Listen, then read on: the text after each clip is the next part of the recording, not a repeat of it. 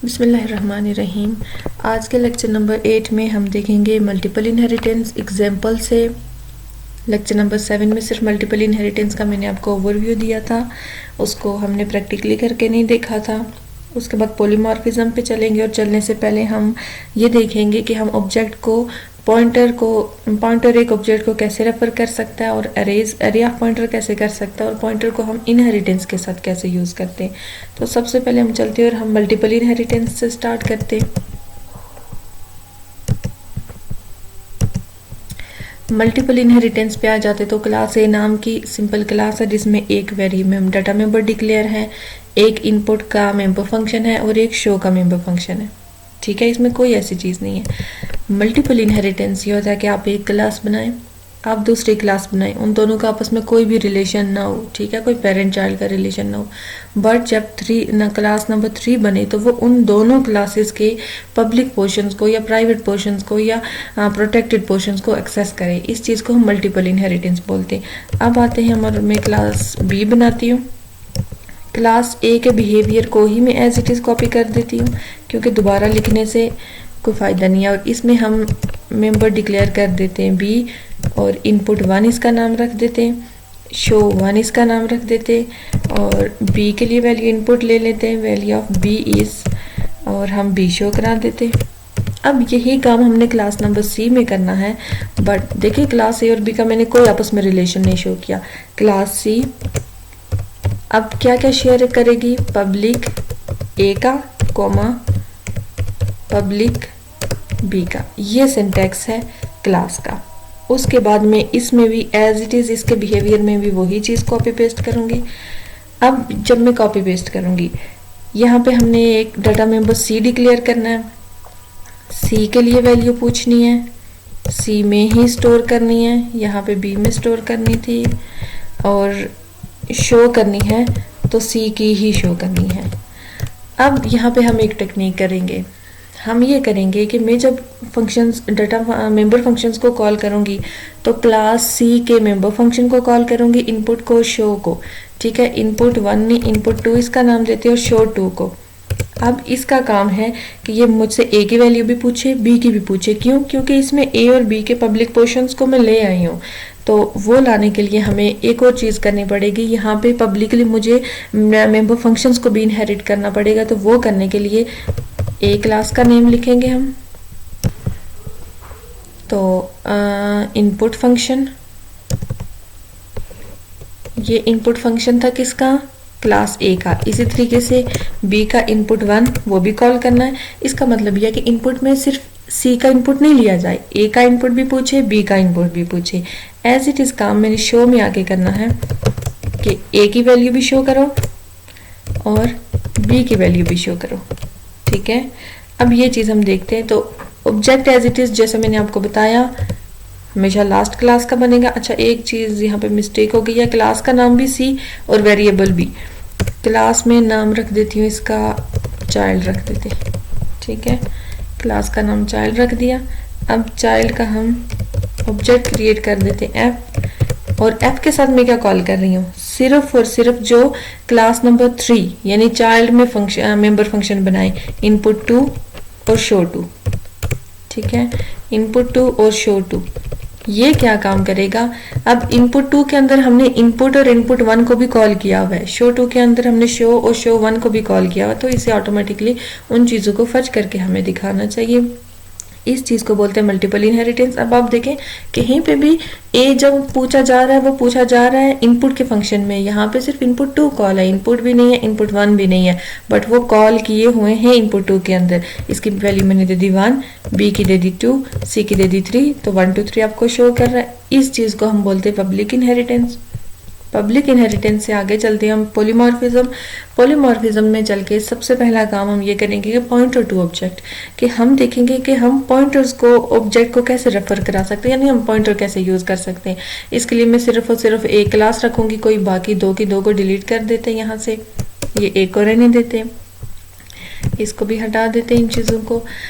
यहाँ पे मैं आपको बता रही हूँ कि पॉइंटर हम कैसे यूज़ कर सकते हैं ऑब्जेक्ट में। पॉइंटर डिक्लेयर करने का आपको पता है कि इंट, स्टैटिक, पीटीआर या जो भी आप लिखें, ठीक है, ये तरीका होता है, यानी स्टैटिक आपको साथ लिखना पड़ता है किसके लिए, एक पॉइंटर वेरिएबल को डिक्लेयर करने के लिए। तो यहाँ पे हम पॉइंटर ऑब्जेक्ट करेंगे तो वो हम कैसे करेंगे, ए के साथ स्टैटिक पीटीआर, लेट से पीटीआर नाम दे देते, नाम आप अपनी मर्जी से दे सकते हैं।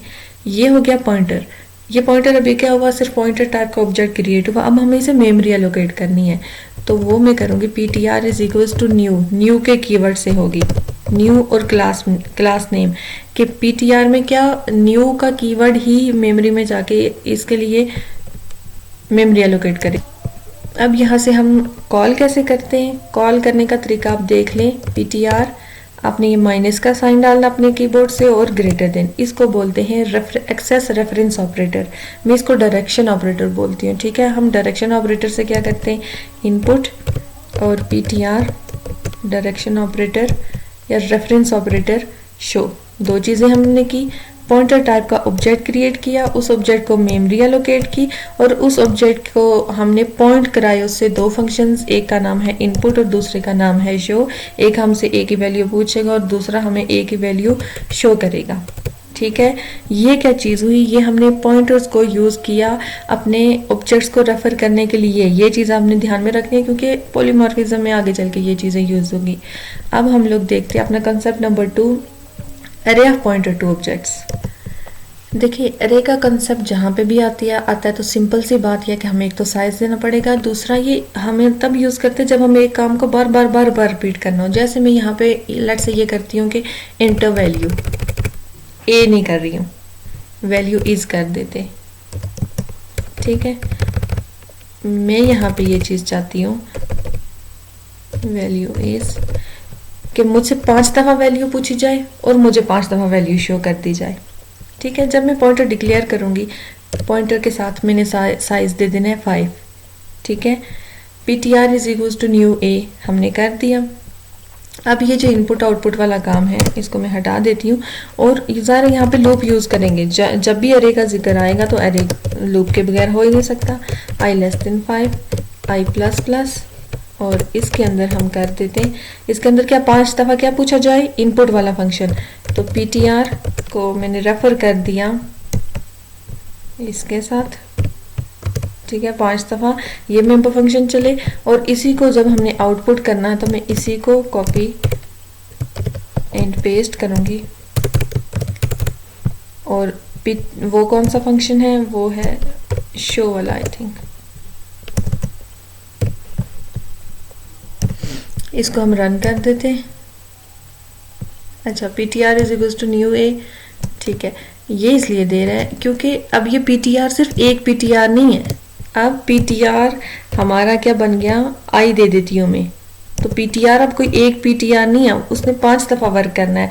तो ptr हम जहां पे भी यूज करेंगे उसके साथ i करना आपने, यानी i जहां से जाएगा 0 से 1 होगा, 2 होगा, 3 होगा, 4 होगा।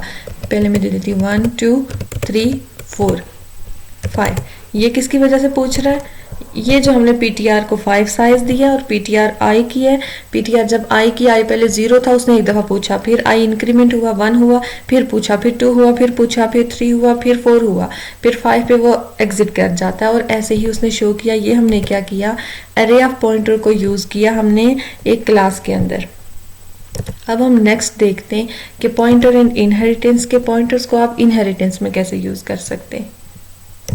उसके लिए पहले मैं ये सब चीज़ों को डिलीट कर देती हूँ और एक ही क्लास बनाते हैं, बल्कि एक ही शो का फंक्शन रखते हैं। कोई ज़्यादा काम नहीं करेंगे। एक क्लास बनाई, इसमें हमने क्या किया, मैं शो करा देती हूँ आई एम पेरेंट क्लास ए। ये काम किया, इसी को कॉपी पेस्ट कर देते दूसरे के लिए। ये हमने दूसरी क्लास बनाई क्लास बी, और ये किसको एक्सेस कर रही है, पब्लिक ए को। ठीक है, प्राइवेट मेंबर को हटा देते, इसमें भी हटा देते। और ये क्या शो कर रहा है, शो 1 कर देती हूँ मैं, इसका नाम बी। अब आते हैं हम और क्लास हम इसी को कॉपी एंड पेस्ट और इस क्लास का नाम दे दिया सी, और ये भी पब्लिक ए को इनहेरिटेंस कर रही है और ये नाम दे रही है अपना सी। ठीक है, ये काम किया हमने। अब हम देखते हैं। अच्छा जी, अब हम आते हैं और हम ऑब्जेक्ट्स कॉल करते हैं। एक ऑब्जेक्ट में बना देती हूँ एस, बी का ऑब्जेक्ट में बना देती हूँ डी, और सी का ऑब्जेक्ट में बना देती हूँ एफ। ठीक है, अब जो पॉइंटर ऑब्जेक्ट क्रिएट करेंगे वो मैं ऑब्जेक्ट कर देती हूँ कॉल ए का, ए स्टैटिक पीटीआर।